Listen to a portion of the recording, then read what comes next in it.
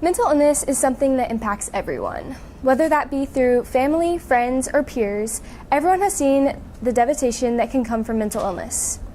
Mental illness is a broad spectrum, ranging from minor and easily treated disorders to severe disorders that often require hospitalization. It can manifest through substance abuse, suicidal thoughts, emotions, and on rare occasions, it can even manifest through seizures. My goal is to one day be able to treat and help people with mental illnesses, who are often left without necessary care and overlooked by society. I find the mysteries of the brain to be compelling and fascinating, and this year I have found a passion in attempting to understand why mental illnesses develop and how they can be addressed in psychotherapy. This year I have been constantly asking myself, why do they feel this way? Or how could I, as a therapist, help change their thinking? Being able to relate to people and understand why they feel certain ways is a huge part of mental health care, and I think that this is something that I would be able to do as a career. Hello everyone, and thank you for coming to my final presentation. I'm very excited to be involved in ISM this year for the exact reason described by this quote by Abraham Lincoln. Things may come to those who wait, but only the things left by hustle. Things may come to those who wait, but only the things left by those who hustle. This encompasses how important it is to take charge of your own education and future, as I have decided to do. Getting a head start on my career path and gaining professional skills will truly help me fulfill the hustle aspect of this quote, as well as challenge myself to achieve new things. This year, I have stepped out of my comfort zone and achieved things that I did not think I would have the opportunity to do until my college career. I am grateful that I've had this opportunity to learn about something I'm truly passionate about and become more firm in my decision about my career path. Additionally, being able to take this amazing course again next year will help me become even more certain about my future in the medical field. A great way to learn about the field of mental health care is by researching specific disorders, so that is exactly what I did through reading lots of articles. I won't bore you with all of the disorders that I mentioned, but I'll hit the highlights of two of the ones that I find to be the most interesting. First, dissociative identity disorder, or DID, which you've probably heard of as multiple personality disorder. This disorder is defined by the presence of two or more distinct personality states or identities called alters. Patients alternate between these personalities, which can often be perceived by families and friends of the patient as possession. Often, a change in alters can be triggered by a stressful situation or a specific emotion. The severe dissociation that comes with DID is often caused by childhood abuse, specifically when there is not a supportive relative to counteract the effects of the abusive relationship. This can cause the patient to split off memories and personality traits into dissociated parts, leading to the emergence of multiple personalities. Prognosis for recovery is fairly positive, however, treatment takes several years and is often conducted in an inpatient setting. On the total other end of the spectrum is ADHD, one of the most common mental disorders, affecting about 5 to 10% of children in the United States. This is something that I'll hit on further in when I talk about my final product, since that's what my paper has to do with. Attention deficit hyperactivity disorder is characterized by difficulty sustaining concentration, forgetfulness, and a lack of attention to detail. When diagnosed and treated properly, the condition can be managed very effectively, typically with a combination of medication and therapy. Something that I find to be interesting about this disorder is how symptoms often present differently in girls and boys. While boys are very obviously restless and distracted, it is usually more difficult to see that girls are not focused, as they daydream or appear spacey. That's why a lot of girls end up not being diagnosed with the disorder until later on. This is a significant issue as treating ADHD before adulthood is important in order to prevent further issues later on in life. Specifically, girls with untreated ADHD are at a much higher risk for having issues with substance abuse and other psychiatric conditions, like eating disorders, later on in life, which makes diagnosis and treatment critical. I will talk more about this disorder later, as I said. Another form of research is primary sources, which I was able to conduct through informational interviews. This helped me gain a better understanding of what psychiatrists do and how diverse the field is.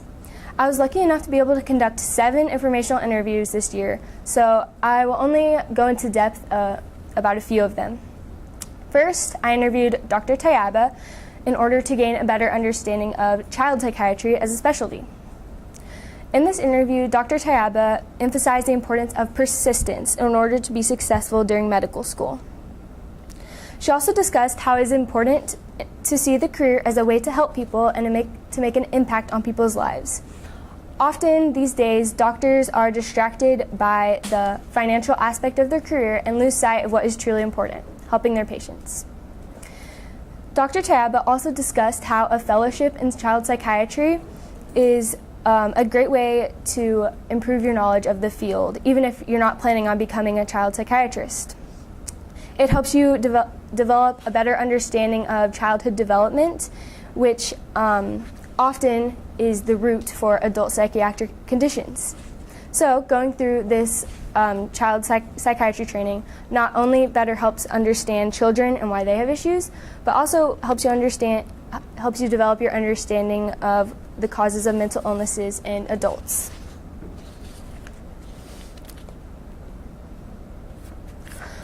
Something else that I learned from my interviews is that there is a great need for psychiatrists in the medical field. There are simply not enough doctors to meet the needs of everyone who is suffering from mental illness or would benefit from psychiatric care. Once someone decides to seek this care and finds a physician who is accepting new patients, they're often put on a waiting list, which can last up to several months, especially at UT Southwestern. I know all of the doctors there are super busy and most of them don't have any space in their schedules for new patients. It is also fairly difficult to find a psychiatrist who accepts insurance, making care extremely expensive, and sometimes it's inaccessible to people of lower socioeconomic status. Everyone that I interviewed had unique reasons for wanting to enter the field, but something that they all said is that they enjoy helping people and developing relationships with their patients. Of course, not every story has a happy ending, but getting to watch people improve and grow makes the job worth it. Psychiatrists usually meet with patients in half-hour appointments, which allows them to truly know their patients. They learn about every aspect of their patients' lives and use that information to help them recover and grow. Dr. Brenner, who agreed to be my mentor, described it to be a privilege to get to be someone's psychiatrist, as you're able to develop such a deep understanding of their lives. Dr. Brenner is a psychiatrist at UT Southwestern with a clinical expertise in psychotherapy. His time is split between meeting with patients, teaching and running the residency program, and doing scholarly work, such as writing and editing a journal. Something that we discussed in our initial interview that stood out to me was the focused and specific nature of psychotherapy in comparison to other treatments for mental illnesses, like medication. For example, when you take a Motrin to reduce the inflammation in your elbow, you are reducing the inflammation throughout your entire body, not just the one place that you're trying to target. The same concept applies to psychiatric medications that target the entire brain instead of specific centers of the brain that are actually in need of the medication or could benefit from it. Dr. Brenner predicts that with new research, this will begin to change, and we will be able to create more focused medications that target specific areas of the brain. In contrast, when a psychiatrist or a therapist conducts psychotherapy, they are able to target these specific parts of the brain, making it a very effective method of treatment, which has been proved by various studies. I also interviewed Dr. Taminga, a psychiatrist, professor, and chairman at UT Southwestern. Her time is split between conducting research and serving as a psychiatric chair. It was very interesting to learn about her research, which is mostly in psychosis, specifically schizophrenia. Her main purpose is to identify the molecular causes of mental illness. She does this through various kinds of experiments, such as examining postmortem brain tissue, clinical trials, and animal model experiments. We also discussed the differences between psychiatry and neurology. Before fairly recent discoveries, it was believed that psychiatrists psychiatric conditions manifested without physical causes, both stemming from the brain. Even though the organ of focus is the same, the conditions treated by the two fields vary greatly. Neurology deals with motor functions and things like seizure disorders, while psychiatry deals with disorders involving mood, as well as behavior, personality, and emotion. Understanding this distinction early on was very helpful for me in order to grasp what a career in psychiatry would really be like. Additionally, I interviewed an addiction psychiatrist, Dr. De La Cruz of UT Southwestern. She has both her MD and PhD and also completed a fellowship in addiction psychiatry. One of my biggest takeaways from my interview with Dr. De La Cruz was that some people are more likely to develop addictions than others. She talked about how the way some people's brains are wired simply makes them more prone to addiction. Additionally, people who smoke and drink as adolescents are more likely to become addicts later on in life. It is unclear if this is because underage smoking and drinking alters brain chemistry, or if people who are willing to try gateway drugs are simply more likely to try more drugs later on in life. Additionally, I interviewed several other psychiatrists, Dr. Hutto, Dr. Holliner, and Dr. Harrison. They were all very helpful in helping me understand how the field of psychiatry is growing and changing, and I am very grateful for the opportunity that I was able to interview so many different intelligent doctors. One of my favorite memories from this year was the research showcase, where I got to show all of my research from thus far the whole first semester to my family, friends, and teachers. It was very rewarding and an exciting way to allow everyone to see how much I'd accomplished. For my original work project, I created a website that promotes mental health awareness. The purpose of this website is to help educate people who might be suffering from mental illnesses and their families, as well as eliminate some of the misconceptions that exist among the public. In order to create the website, I used prior research from this year, as well as conducting additional, more extensive research. So this is the website. There's information about common mental disorders here, such as ADHD and depression and bipolar disorder. And then I also have a bunch of misconceptions listed that are very common, such as this one: people with mental illnesses are likely to commit crimes or engage in violent behavior. This is entirely untrue, because the vast majority of people with mental illnesses are not violent or involved in criminal activity. In fact, they're much more likely to be victims of crimes than they are to be perpetrators. I also have information about suicide awareness and some hotline numbers. And then treatment information, a quiz to test your knowledge of mental illness, and a symptom inventory. So, yeah. So creating this website helped me display all of the information that I had learned up until that point, as well as learn new information, and trying to figure out the best way to display it and the most important information was also very helpful. Okay. Oops. Okay. And on to mentor experiences. Coach Goff, can you make it full screen? For this, Mm-hmm. go back up. The other presenter view down here at the bottom.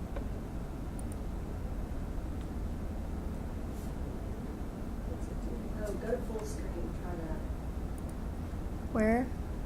To your right here. Between that, yeah. This? Oh, okay. Sorry about that. Next, on to mentor experiences. Studying psychiatry under the mentorship of Dr. Brenner has been a great experience, and I am extremely grateful that he was willing to spend so much of his time teaching me. Working on my final product with his guidance was an excellent learning experience, and as I have never had to write such an extensive paper before using so much research, and it was initially very overwhelming. His experience in writing has helped me truly grow as a writer and a researcher and challenged me to write something that I'm truly proud of. Some of my favorite experiences from our mentorship was getting to attend several different case conferences. I think I've been to 4 up until now. During these, Dr. Brenner interviews a patient as he would in a typical psychotherapy session. The purpose of these case conferences is to teach medical students and residents about psychotherapy techniques, as well as be helpful to the patient being interviewed. This helped me understand psychotherapy and psychiatry in a way that reading a textbook simply can't convey. Getting to hear stories of people with severe mental illnesses was extremely eye-opening and allowed me to develop a more firm grasp of what it could be like to treat people with severe mental illnesses, specifically in an inpatient setting. And I would love to share some of the stories, but that's against HIPAA, so can't do that. Learning alongside medical students and residents was a priceless opportunity and has certainly been one of my favorite ISM experiences this year. I'd like to extend a huge thank you to Dr. Brenner for mentoring me this year.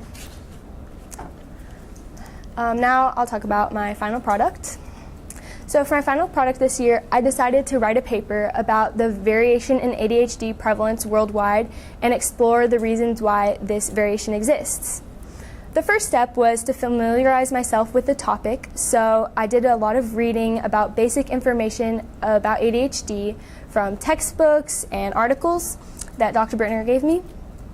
And this helped me increase my knowledge about how the disorder manifests and how it's diagnosed, which became very important later in my research.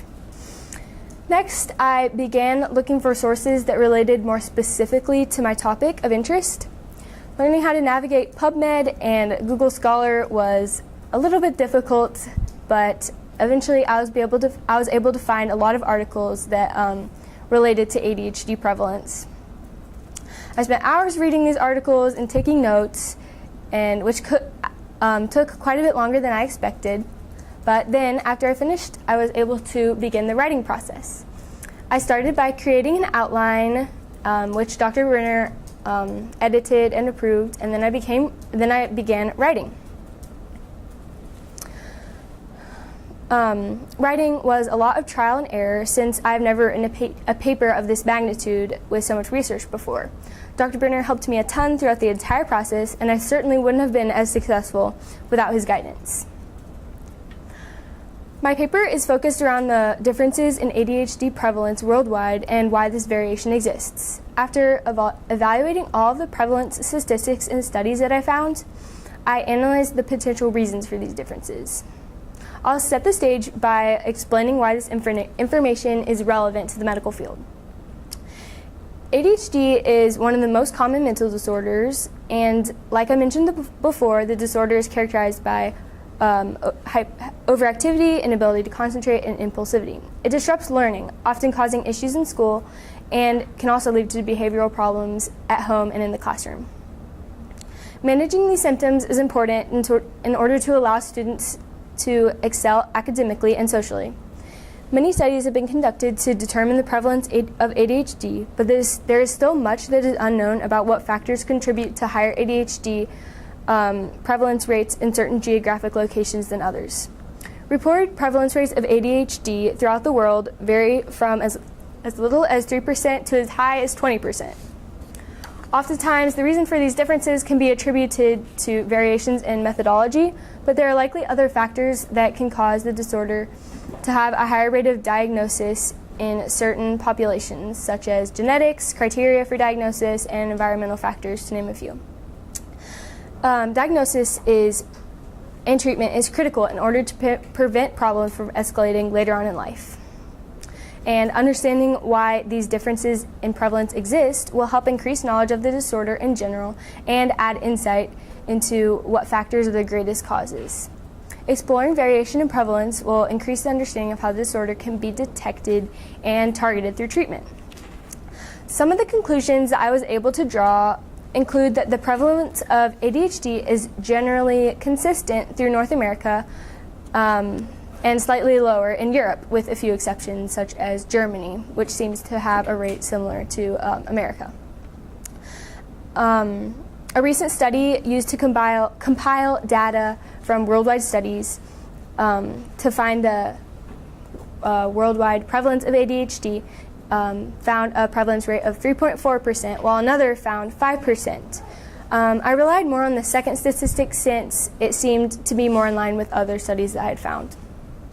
Something interesting, another interesting conclusion that I was able to draw was that the prevalence of ADHD in Turkey is significantly higher than in other similar developed nations. And after exploring why this could be, I determined that it probably can mostly be attributed to the genetic makeup of the people who migrated to Turkey. Other contributing factors that I found include variation in classroom settings, cultural differences, and differences in criteria for diagnosis. Exploring all of this data and formulating it into a coherent college-level paper was a great experience that has helped me feel much more prepared for college writing and research. This year in ISM, I have been able to expand my knowledge and skills greatly, which has helped me feel more prepared to decide on a future career path. I'm so grateful for the opportunities that the program has brought me, and I am very proud of all that I have been able to achieve this year. Stepping out of my comfort zone and challenging myself has been extremely rewarding, and I am so thankful for all of the amazing experiences and memories. Next year, I will continue my ISM journey, and I plan on gaining even more experience in the medical field. All of the skills I have learned thus far will be very useful going forward as a member of the ISM program and as a student. I want to thank everyone who came to my presentation today, as it really means a lot to me. Thanks to my family and friends for supporting me and helping me along the way. All of you are very important to me, and your support and guidance has been extremely significant to my journey. I also want to thank Dr. Brenner for mentoring me this year and taking so much of his time to help me learn. I couldn't ask for a better mentor for this year, and I'm very appreciative of everything. Also, Coach Goff, our amazing ISM teacher, has helped me grow and feel prepared for everything that this course has brought my way. Thanks again to everyone who came. Okay. That's all.